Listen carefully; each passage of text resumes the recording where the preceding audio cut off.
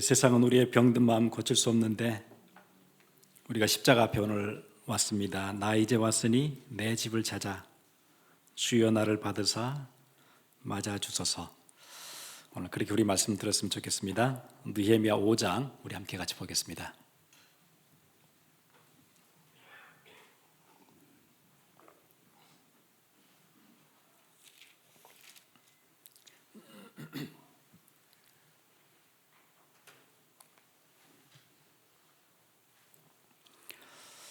오늘은 저번 주보다 조금 더 깊게 우리 느헤미야에 있는 내용들을 같이 볼 텐데요. 14절부터 19절의 말씀을 우리 함께 같이 읽도록 하겠습니다.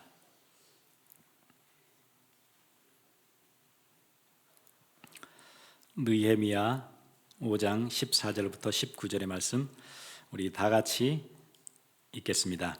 또한 유다 땅 총독으로 세움을 받은 때 곧 아닥사스다 왕 제20년부터 제32년까지 12년 동안은 나와 내 형제들이 총독의 녹을 먹지 아니하였느니라.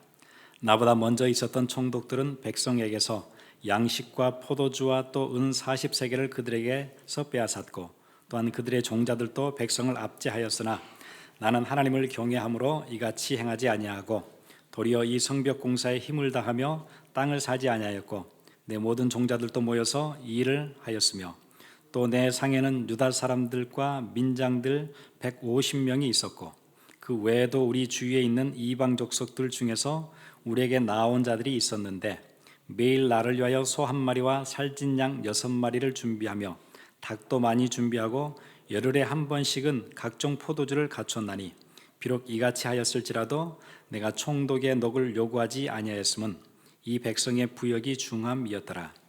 내 하나님이여 내가 이 백성을 위하여 행한 모든 일을 기억하사 내게 은혜를 베푸시옵소서. 아멘.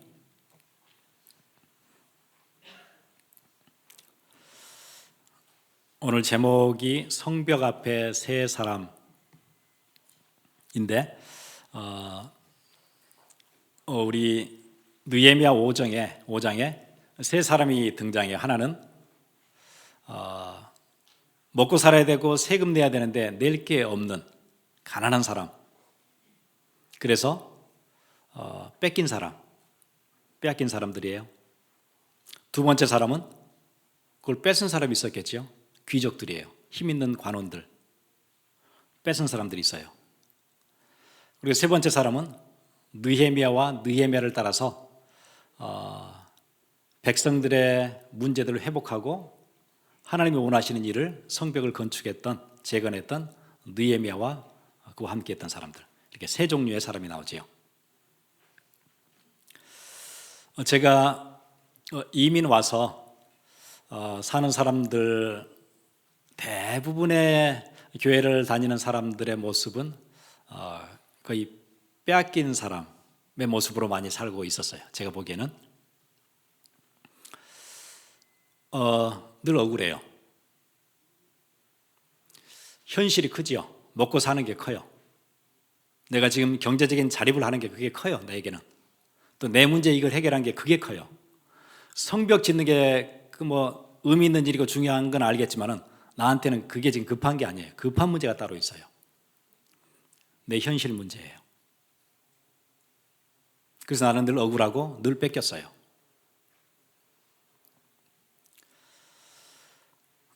오늘 그 5장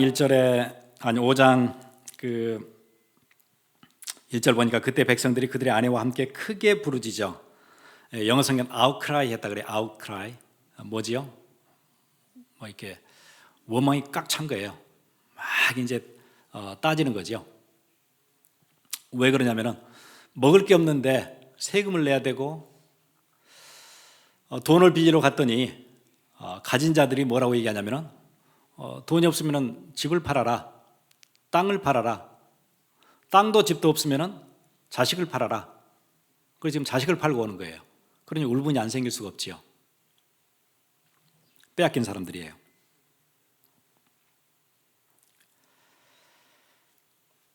그리고 많은 사람들이 살면서 이런 모습으로 살아요. 뺏긴 게 너무 많아요. 그러니까 억울하지요. 소리를 지를 수밖에 없어요. 지금 성벽을 쌓아야 되는 게 문제가 아니고 내가 억울한 게 너무 많아요. 뺏겼으니까. 사람들 그렇게 많이 살아요, 보니까. 그래, 그 마켓에 가서 그 케찹도 잘 안 사죠. 뭐 맥도날드 가면 케찹 이렇게 집어와서 그걸로 써요. 그런 사람 많아요. 냅킨도 뭐 그 패스트푸드 집에서 뭐 이만큼씩 집어와서 뭐 그걸로 써요. 보니까 우리 그 제 차에도 뭐 냅킨 막 이만큼씩 있던데요. 누가 그 갖다 놓는 사람들이 있어요, 보니까. 담요는 대한항공 담요 뭐 이런 거 쓰고요. 그런 사람 많아요. 뺏긴 게 많으니까 뭐라도 이렇게 내가 챙겨야 되는 거예요.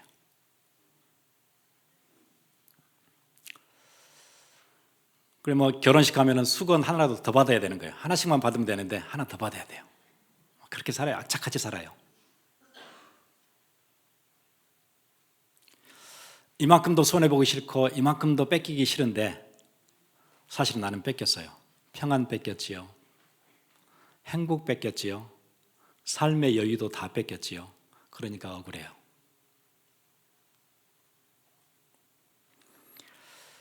그러면 또 빼앗은 자들이 있거든요. 이 사람들은 지금 흉년이 와서 다 먹고 살기가 힘든데 이게 찬스예요, 내게는요. 이게 기회예요. 뭐 할 수 있는 기회지요? 내 재산을 늘릴 수 있는 기회예요. 남의 집도 내가 뺏을 수 있고 내가 종도 거느릴 수 있는 찬스가 내게 온 거예요. 흉년 때문에. 사람들이 다 식량 조금에 집 팔고 땅 팔고 하잖아요. 네, 그걸로 해서 나는 부를 쌓고 있는 거예요. 기회만 생기면. 뺏긴 자가 있고 빼앗는 자가 있어요. 성벽은 저쪽에 있는데 나는 지금 중요한 게 있어요. 지금이 찬스가 왔어요. 내게 기회가 왔어요.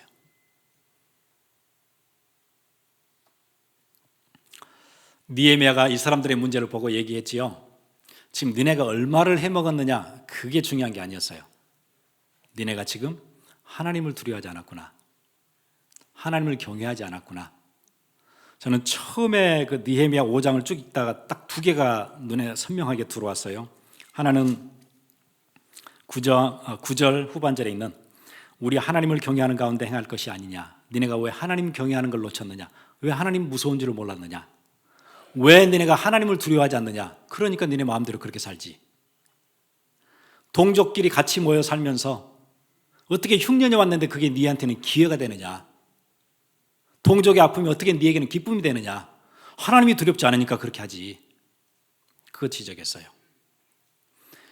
여러분의 삶에 하나님이 두렵지 않으면요, 그럼 무너져요. 하나님이 두려워야 되거든요. 하나님이 두렵지 않으면 뭐든지 할 수 있어요. 여러분 교회에서 문제 생길 때 보세요. 교회 막 싸우는 교회들 보세요. 하나님이 두렵지 않아서 그래요. 하나님이 두렵지 않으니까 뭐든지 할 수 있지요. 거짓말도 만들 수 있지요. 중상모략도 하지요. 없는 소문도 만들지요. 별것도 다 할 수 있지요. 하나님이 두렵지 않은데요. 다른 사람들의 잘못된 거 덮어줘야 되잖아요. 그거를 막 밝히지요. 왜 그렇지요? 하나님이 두렵지 않으니까. 여러분의 인생 언제 힘을 얻어요? 하나님을 경외하는 순간 여러분의 인생은 힘을 얻을 거예요. 언제 여러분의 가정에 축복이 시작되지요? 하나님을 경외하는 순간, 하나님을 두려워하는 순간. 그걸 놓쳤어요, 지금. 하나님이 무섭지 않은데 못할 게 뭐 있어요? 그럼 무너지는 거예요. 지금 이스라엘의 문제는 성벽을 공사를 더 이상 할 수 없는 우라가 터지고 아우성이 나오고 아웃크라이 되는 이 상황 왜 생겼지요? 하나님이 두렵지 않으니까.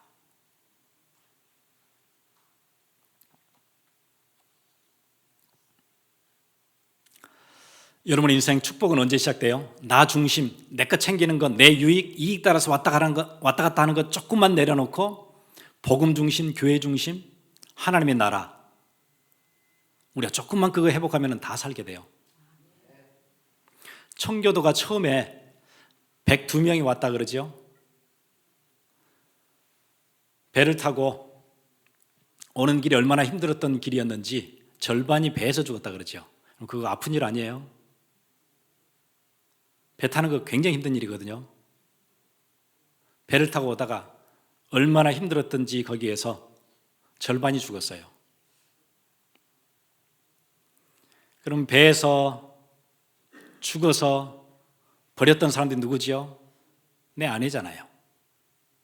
함께 같이 살아보겠다고 넘어왔던 아내 아니에요? 함께 배 탔던 내 자식 아닌가요? 내 아버지 아니에요? 내 같이 왔던 가족들의 절반이 죽었어요. 그리고는 신대륙에 도착을 했잖아요. 겨울이었어요. 저는 그쪽에 살아봐서 알아요. 굉장히 추워요. 버스턴, 플리머스, 필라델피아 굉장히 춥거든요. 혹독한 겨울이었어요. 한 해를 지내면서 절반 또 죽었어요. 현실이 참혹하지요. 그때 그 사람들이 뭐 했어요? 멋진 결정을 했어요. 예배할 교회를 먼저 세워야 된다. 그거부터 한 거예요. 그게 청교도였어요. 멋지지요. 지금 빼앗긴 자들이 하는 얘기가 뭐예요? 지금 먹고 살 게 없다는 거예요. 성벽이고 뭐고 나는 먹고 살 게 없어요. 그러니까 부르짖는 거예요. 못 살겠다는 거예요. 성벽 못 하겠다는 거예요. 청교도들은 가장 처참한 참혹한 현실에서 뭘 잡았어요? 예배 붙잡았어요. 하나님 경외했어요. 그 사건 하나 보시고 하나님께서는 역사에 없던 축복을 이 땅에다 부어주셨어요. 우리 다 알잖아요. 현실 앞에서 무릎 꿇지 않은 거예요. 그 다음에 같이 타고 왔던 메이플라워라는 배가 본국으로 돌아갈 때 아무도 그 배 타지 않았다 그러죠. 힘든 거 포기하고 다시 돌아가겠다 하는 사람이 한 명도 없었어요.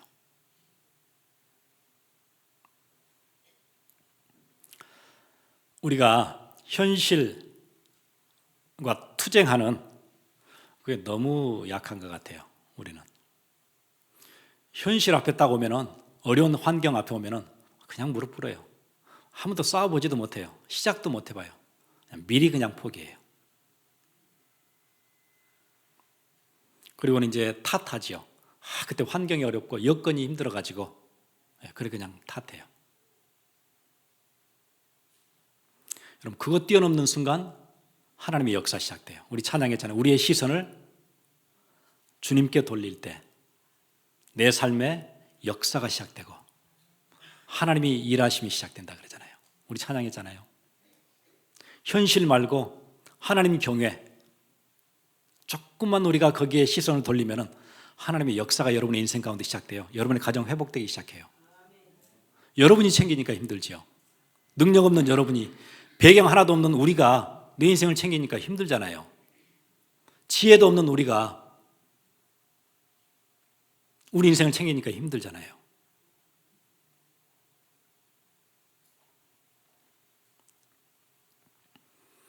우리 삶의 시험거리는 너무너무 많아요. 심지어 교회 안에도 시험거리는 많아요. 그래서 뭐 하라 그러죠? 시험에 들지 않도록 깨어서 기도하라 그래요. 깨어서 기도할 때 우리는 시험에 들지 않아요. 시험거리는 있어요. 그런데 시험에 들지 않아요. 시험에 빠지지 않아요. 그러니까 야고보서는 뭐라고 얘기하죠? 너희가 여러 가지 시험을 만나거든 온전히 기쁘게 여기라. 시험은 많아도 괜찮아요. 안 빠질 거니까. 여러분 인생길에 웅덩이들이 여기저기 많이 있어요. 함정들이 있어요. 그런데 함정이 안 빠져요. 있는데 안 빠져요. 괜찮지요? 함정을 피해 나갔을 때 오는 그 기쁨, 시험거리를 빠져나갔을 때 오는 축복, 그게 괜찮은 거죠. 그러니까 온전히 기쁘게 여기래요. 있는 구덩이마다 다 빠지면 어떻게 인생이 힘들어서 살아요? 여러분 그리고 기도 시작하세요. 그리고 하나님을 경외하세요. 여러분 머리로 가면은 그 구덩이에요. 그게요. 여러분 나 중심으로 살면은 가장 이익을 보는 게 내가 아니에요. 사단이 이익을 봐요. 우리의 대적이 이익을 봐요. 나는 내 이익을 챙겼는데 이익은 누가 봐요? 사단이 이익을 봐요. 나는 거기에 끌려다녀요.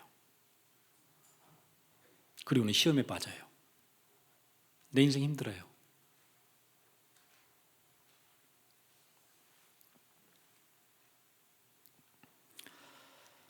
저는 그런 생각 해봤어요. 혹시 어떤 가정에 이민을 왔어요.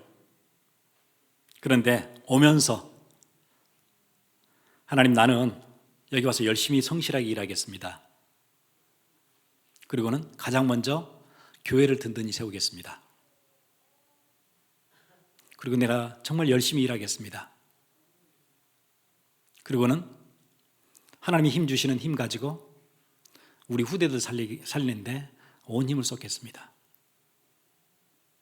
그리고 내게 힘 주시면은 내가 그때 내 집을 사겠습니다. 그런 사람이 있다면은 하나님 완전 새 일을 시작하실 것 같아요. 청교도가 그렇게 한 거거든요. 아무리 내 환경이 힘들어도 나는 교회를 세우겠습니다. 하나님 경외 그거부터 하겠습니다. 제가 알기로는 거의 그런 사람 없을걸요. 그래서 힘든 거예요. 머슬렘들은 그렇게 하거든요. 한국에 머슬렘들이 많이 와 있어요. 100만 원도 못 받아요. 죽도록 일해도. 그렇죠. 남의 나라 와서 말 안 되는데 좋은 잡이 없지요. 힘든 건 일해요. 그 사람들에게 꿈이 있어요. 나는 이 땅에다 머스크를 짓겠다. 그게 내 평생 소원이다. 그러거든요. 그래서 머스크 짓잖아요.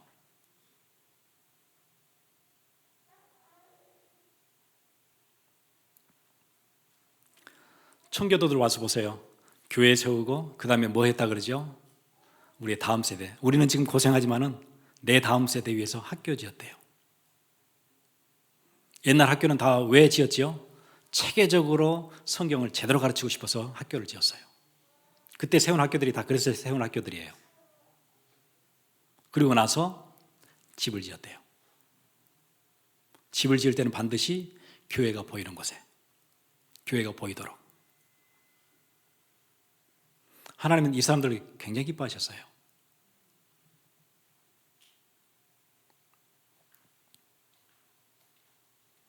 오늘 느헤미야 보세요. 뺏기는 사람이나 뺏는 사람이나 느헤미야는 그러지 않고 오늘 14절부터 나오지요.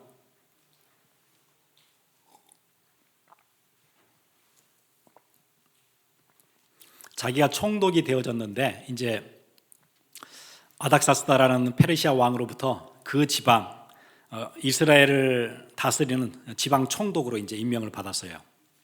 12년간 그 일을 했는데 내 형제들이 총독의 녹을 먹지 아니하였대요. 전에 총독들은 뭐 했냐면은 그 땅에서 페르시아로 가는 세금 말고 내가 지금 총독이잖아요. 그럼 또 세금을 걷어가지고 내가 써야지요. 그걸 안 했대요. 전에 총독들은 뭘 했냐면은 15절 나보다 먼저 있던 총독들은 백성에게서 양식과 포도주와 또 은 40세겔을 그들에게서 빼앗았고, 그 표현도 빼앗았다 그러죠. 주겠어요? 기쁘게 주겠어요? 누가요? 안 주니까 뺏었어요. 식량 다 뺏었지요. 포도주 뺏었지요. 은 40세겔. 은 40세겔은 지금으로 하면은 중량으로 은 1파운드 정도 무게래요. 은이 1파운드면 꽤나 큰 거죠. 여러분 반지에 어떻게 은 1파운드를 달고 다니겠어요? 꽤나 값 나가는 거예요. 그만큼을 색으로 다 뺏어갔어요. 느헤미야는 그거 하지 않았대요. 왜 하지 않았느냐?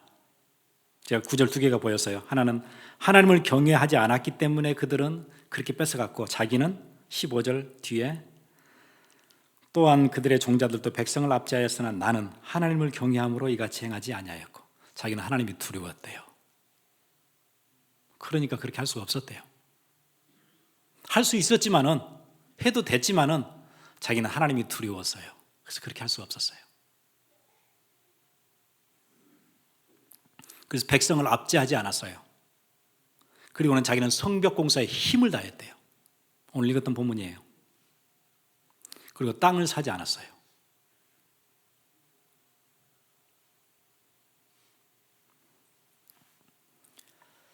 여러분 총독으로 있으니까 땅 사기 얼마나 좋아요. 좋은 땅들 싹.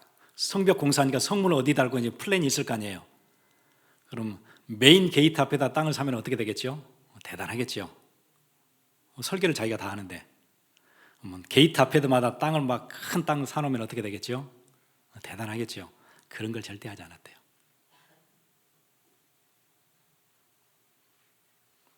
그리고 자기와 함께 왔던 종자들이 있어요. 군인들이 왔잖아요. 호위하고 왔으니까 종자들도 같이 일했어요. 그리고 개인 경비 가지고 하루에 150명씩이 관리들과 함께 식사를 했는데 그 식사비도 자기가 다 얼마나 그 식사가 큰가 보세요. 18절 매일 나를 위하여 소 한 마리와 살진 양 6마리를 준비하며 닭도 많이 준비하고 열흘에 한 번씩은 각종 포도주를 갖췄나니 비록 이같이 하였을지라도 내가 총독의 녹을 요구하지 아니하였음은 이 백성의 부역이 중함이었더라. 예.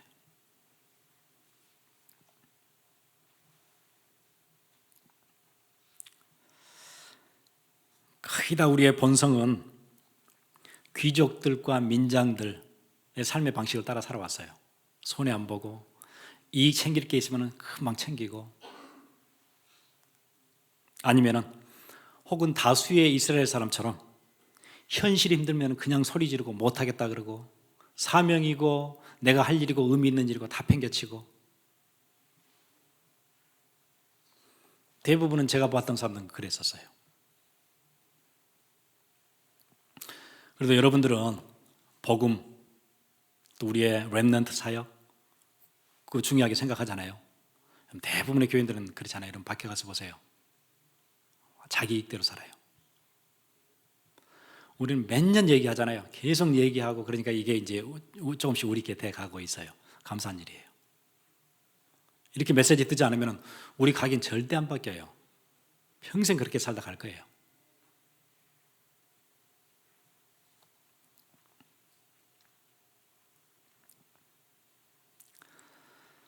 세 가지 모델, 빼앗긴 자, 빼앗은 자, 느헤미야, 그 중에 우리 보통 사람들은 이 두 빼앗긴 자, 빼앗은 자 이 서클을 계속 돌아요. 안 뺏겨야 되고, 또 뺏어야 되고,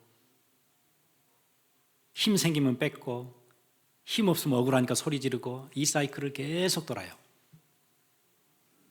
거기서 빠져나와야 성벽 지을 수 있어요. 그게 느헤미야였거든요. 그 사이클, 늘 도는, 평생을 돌아야 되는 사이클에서 빠져나와야 돼요. 교회 다니면서 이 속에 계속 돌면요 아무 응답 없어요. 고생만 많이 해요. 응답을 주신다는데 왜 안 주십니까? 여기 안에 계속 있으니까. 빠져나와야지요.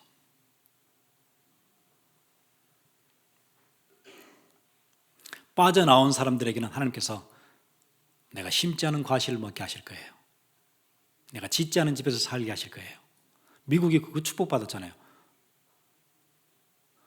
별로 한 게 없는데 하나님 그냥 축복을 계속 주셨어요. 이 땅에다.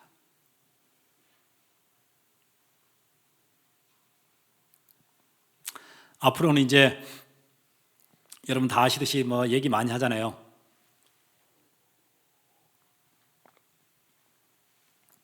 그 독일에서 그 스포츠 용품 만드는 그 회사 아디다스라는 회사 30년 동안 인도, 중국에서 뭐 신발 같은 거 많이 만들어서 여러분 그 해서 여러분 뭐 신고 하잖아요. 그 컴퍼니 30년을 그 밖에서 인건비가 낮은 곳에서 뭐 만들어내다가 요즘은 이제 공장 다 독일로 들어왔지요. 돌아왔다 그래요.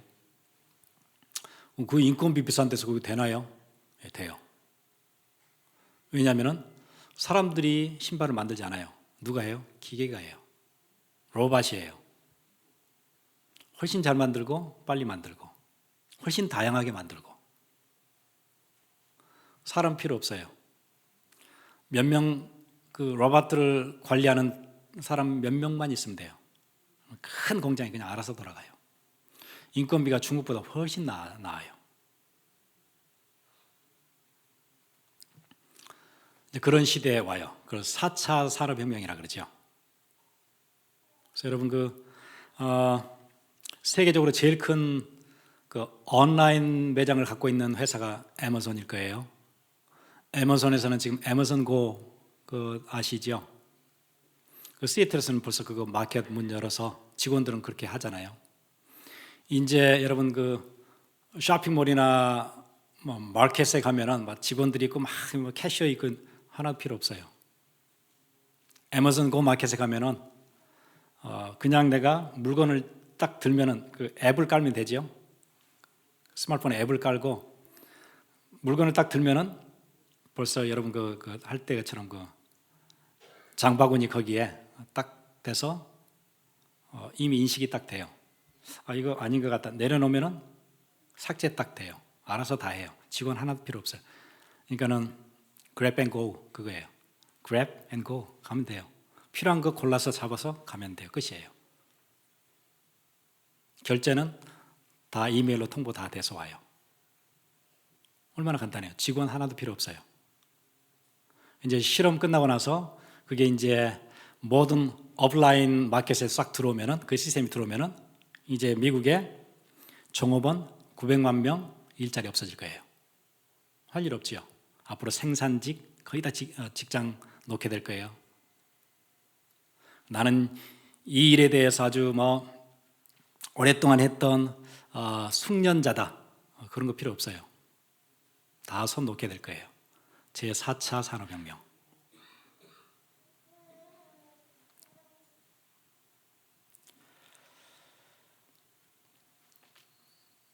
건설직에 나는 앞으로 이제 그런 것도 거의 없어질 거예요. 요즘 3D 프린터로 집 짓는 거 아시죠? 프린터가 알아서 집을 딱 찍어내요. 요즘 이제 조그만한 집들 한 500스퀘어핏 밑에 되는 건물들은 3D 프린터가 콘크리트 이렇게 막 부어서 왔다 갔다 하면서 자기가 이렇게 해서 집 지어내요. 앞으로 이제 웬만한 집들은 프린터가 끝낼 거예요. 망치라고 그럴 필요 거의 없어요. 알아서 다 끝내요. 그럼 그쪽으로 할 일이 없어져요. 그러면 이제 어마어마한 영적 문제가 홍수처럼 밀려올 거예요. 사람들에게. 저번 주에 얘기했던 것처럼 디프레션 들어올 거고요. 포비아들, 이름도 모를 포비아들이 막 생길 거고요. 패닉 디소더들이 막 생길 거고요. 공황장애, 이유도 없이 나는 힘들어요. 못하겠어요. 이런 일들이 계속 생길 거고요. 그럼 이제 그런 사람들을 관리하는 일들, 직종은 앞으로 굉장히 중요한 자리를 잡게 될 거예요. 왜냐하면 그건 기계가 못하니까. 기계가 상담을 해주거나 그 사람들의 깊은 영적 문제를 터치해주거나 그럴 수가 없잖아요. 우리는 영적인 인간인데. 그럼 누가 해야 돼요? 영적 문제를 알고 있는 여러분들이 하셔야 돼요. 특히 렘넌트들 진짜 준비하세요. 하나님을 경외하는 사람들 중심으로 앞으로 시대를 바꾸는 일들이 생길 거예요. 다른 사람들은 손도 못 대요. 그런 일들을. 창조주만 손댈 수 있는 일이. 그 심부름을 누가 해야 돼요? 여러분들이 하셔야 돼요. 그래서 앞으로는 사람들과의 관계 이런 일들이 굉장히 이제 중요하게 될 거고, 에듀케이션 이런 것들이요. 기계가 할 수 없는 일들.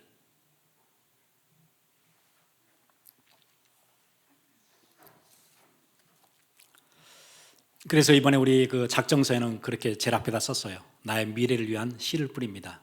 내 미래가 나 중심 거기 잡혀 있으면은 내 미래 보잘것 없어요. 평생 그렇게 돌다 가야 되니까. 응답도 없고 성벽도 못 짓고.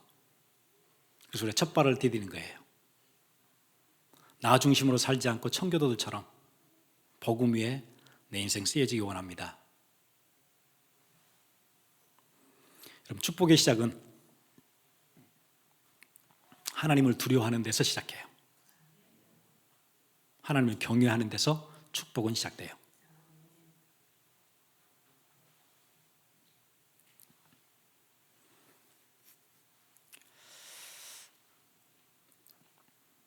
그 전에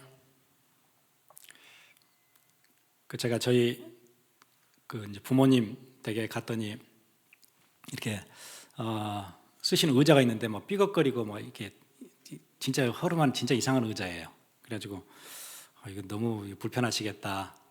거동도 불편하신데 그래서 이제 의자를 하나 이렇게 사드렸어요. 미국에서 사가지고 그걸 보내드렸어요. 그건 이제 꽤나 편안한 의자예요. 그리고 이제 다음에 또 한국을 또 갔더니 그 좋은 의자를 뭘 수건으로 막 돌려서 묶어놓고 방석을 막 뒤에다 바느질을 해가지고 막 받쳐놓고 이렇게 불편하게 그렇게 안 해도 되거든요. 그래서 왜 의자를 이렇게 엉망을 만들어 놓으셨냐고, 방석은 왜 뒤에다 대고 막 이렇게 하셨냐고 그랬더니 그렇게 얘기하시더라고요. 새벽에 일어나서 거기 앉아서 기도하는데 의자가 이렇게 돼가지고 하나님께 너무 미안해서 그런데요. 이렇게 있으면 하나님 보기에 너무 건방진 것 같은 미안해서 뒤에다 방석을 여러 개 대가지고 이렇게 낮에도 이렇게 기도할 때도 이렇게 그렇게 불편하게 쓰세요.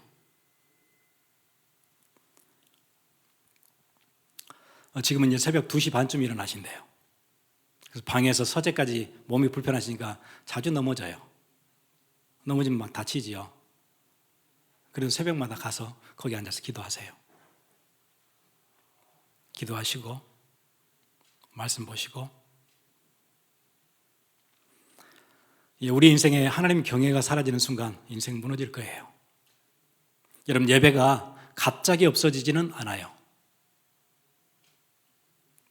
우리 주일 예배 전에 우리 막 수요 예배, 금요 철야 예배, 새벽 기도, 구역 예배, 옛날 신앙생활 하신 분들 그렇게 했잖아요.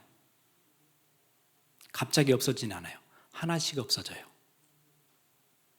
유럽이 하나씩 없어져서 지금 없어진 거예요. 여러분의 인생에도 예배가 하나씩 없어질 거예요. 그러면서 여러분의 인생 무너질지 몰라요. 그래서 회복해야 돼요. 하나님 경외에 가장 중요한 것 예배예요. 공적인 예배 다시 붙잡으셔야 돼요. 금요 예배, 새벽에 나오는 거, 지교회, 핵심 예배, 하나님을 경외하는 가장 중요한 상징들이에요.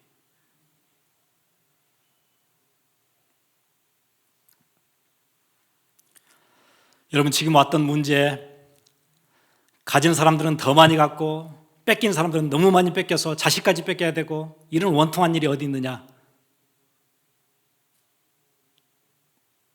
역사에서도 답을 냈어요. 공산주의. 다 같이 나눠 먹자. 그렇게 됐나요? 아니요. 가진 자는 더 많이 갖게 됐어요.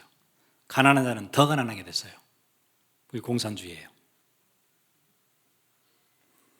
자본주의가 답인가요? 자본주의 시장 경제가 답이에요? 캐피탈리즘? 마켓 이코노미? 그거 답 아니에요. LA 가보세요. 답이나. 홈레스들 보세요. 자본주의가 그 문제 풀 수 있나? 못 풀어요. 가진 자는 갈수록 갖게 되고 가난한 자는 절대 해나지 못하는 늪속으로 들어가요. 못 풀어요. 공산주의도 못 풀고 시장 경제도 이 문제 못 풀어요. 그래서 하나님께서 그들에게 주신 법이 있었어요. 레위기 25장이에요. 희년이에요. The year of Jubilee. 희년에는 안식년이 7번 오게 되면 7년마다 한 번씩 오는 안식년이 7번째 오면 50년째가 되면 모든 땅들은 주인에게 돌려줘야 돼요. 모든 빚은 제로 밸런스로 다 넘어가요. 빚이 없어지는 거예요. 종들은 다시 집으로 돌아와요. 자유를 얻게 돼요. 모든 게 끝나요. 평안이 임해요.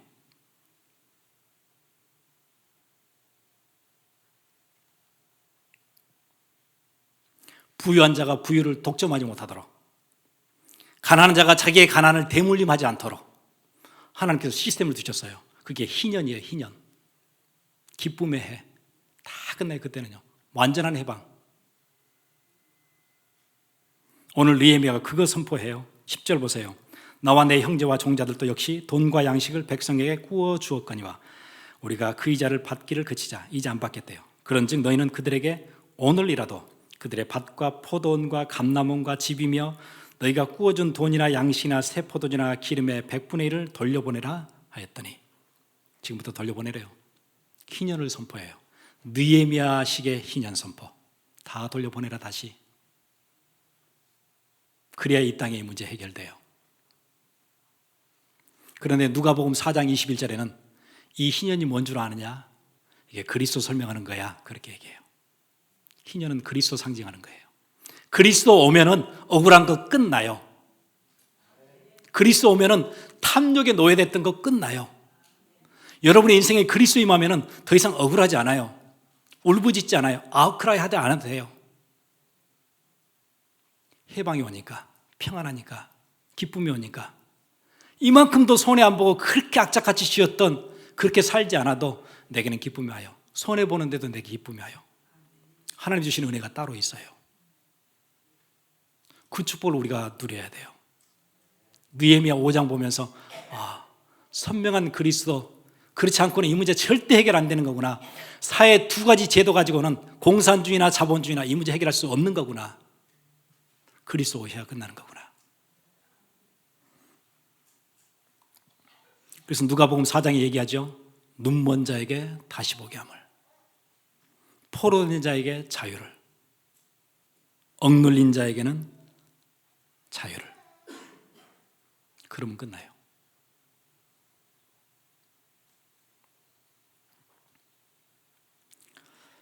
우리의 본성은 빼앗긴 자처럼 살아왔고 우리의 본성은 뺏는 자처럼 살아왔어요. 그러니까 현실 상황에 따라서 요동을 쳤지요. 이렇게 저렇게, 이렇게 해야 돼, 저렇게 해야 되는 거. 상황에 따라서, 이익 따라서 왔다 갔다. 교회도 내가 평생 섬길 교회, 그게 아니에요. 이익 따라서 이리 갔다 저리 갔다. 대부분의 사람들이 그렇게 살아요. 그 신앙생활 아니에요. 자기 만족 챙기는 거지. 그거 내려놓고 나는 교회를 섬기고 하나님 나라를 위해서 내가 손해본다. 그거 조금만 회복하면 하나님의 새로운 역사 여러분의 인생 가운데 시작돼요. 그리고 요동치지 않아요. 페니 크로스비는 억울한 인생 시작했어요. 멀쩡하게 눈 뜨고 태어났는데 어린 나이에 5살 되기 전에 이웃 마을의 어떤 의사가 눈이 좀 아프다 그러니까 와서 뭐 뜨거운 헝겊을 대서 어떻게 해가지고 눈 신명됐잖아요. 2개 다. 얼마나 억울해요. 그런데 상황이나 처참한 환경이 그 사람을 흔들지 못했대요. 누구를 만났어요? 희년 대신 그리스도 품었어요. 그리스도가 그 인생 가운데 오셨어요. 그래서 이렇게 노래하지요. 주 안의 기쁨 누림으로 마음의 풍랑이 잔잔하니 세상과 나는 간 곳 없고 구속한 주만 보이도다. 이것이 나의 간증이요 이것이 나의 찬송일세. 나 사는 동안 끊임없이 구주를 찬송하리로다.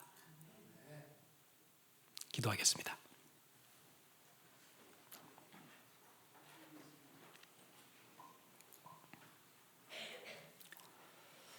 여러분 환경 때문에 힘드셨나요?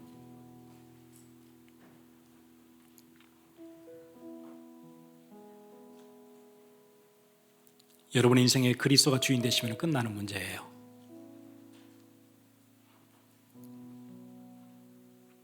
세상에 줄 수 없는 평안함, 하나님 이번 주에 새롭게 누리게 해 주옵소서. 같이 기도하겠습니다.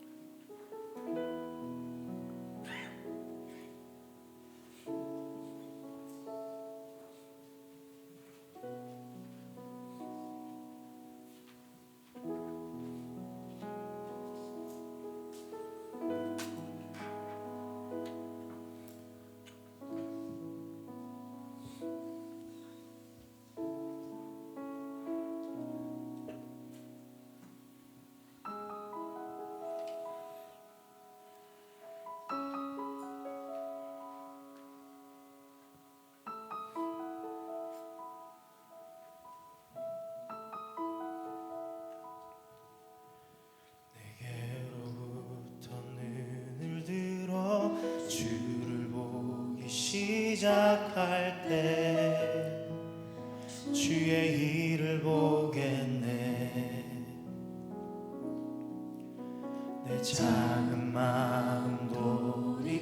주시사 하늘에 꿈꾸게 하네. 주님을 볼 때 모든 시선을 주님께 드리고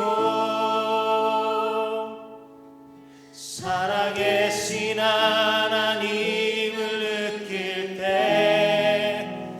내 삶은 주의 역사가 되고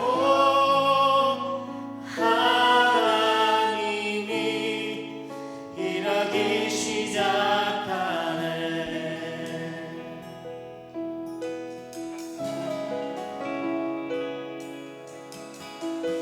성령 나를 변화시켜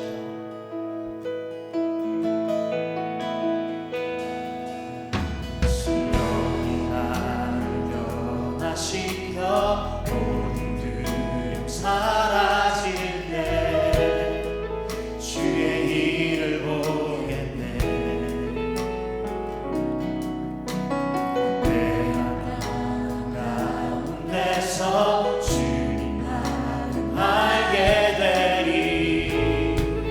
주님을 볼 때 모든 시선을 주님께 드리고 저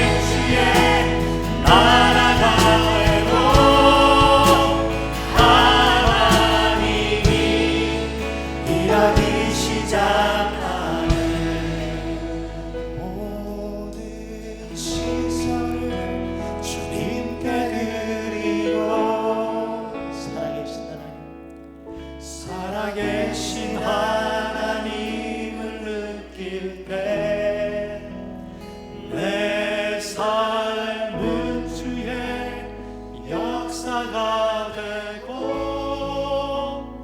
하나님이 일하기 시작하네.